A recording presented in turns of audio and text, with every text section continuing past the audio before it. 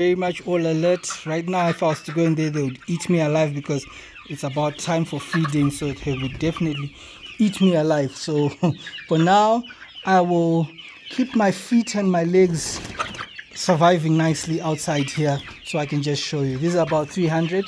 We have now been forced to really reconsider their housing. The housing seems to be very small, and for the numbers that we have, yes, they are fitting very well with movement, but once we decide to put in the laying housing, this place is going to become very, very small in a very short space of time. So we've got to be really rethinking about it. As you can see, there is black plastic that is up here. This plastic is just to make sure that right now during the rain, we make sure that we protect them from the rain. We also actually have winds which go cross winds.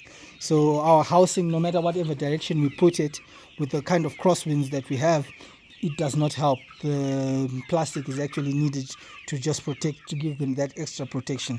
But right now, I don't want to lie to you. Me walking in here is looking like for death, indirect death by them poking on my feet because they'll be looking for food. So in the next few minutes, they'll be fed, they'll be given more water. And this is now in their third month. This is the third month that we are with these chickens. As you can see, they have actually grown very well. They are actually growing very well. We have finished most of the vaccination programs that we wanted to do. I think the next one which we need to do is the Gumbura one, and then after that we do the last Newcastle one, and then we are done. But for us, this has been going on very well. The death rate of the chickens is now very, very minimal. We're not as going like what was happening, whereby we were every day would find something would be dead, or every 2-3 days something would be dead. Nowadays, the chickens are now growing very well. So management of these chickens, very much make sure they've got enough water, enough food.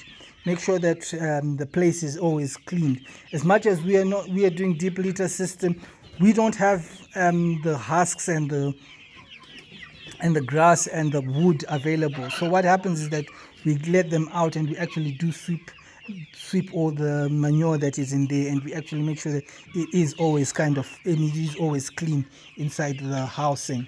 Water, with time I would want this to be all automated for themselves so that we do not have to be bothered about their especially on the water, whereby pouring, as you can see, this is dirty, means that they are actually drinking.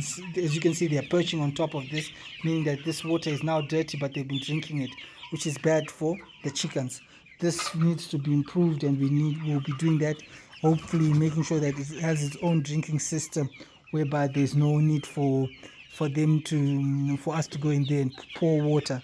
So like exactly what I've done to the pig section, I probably will do it in here in the next course due time.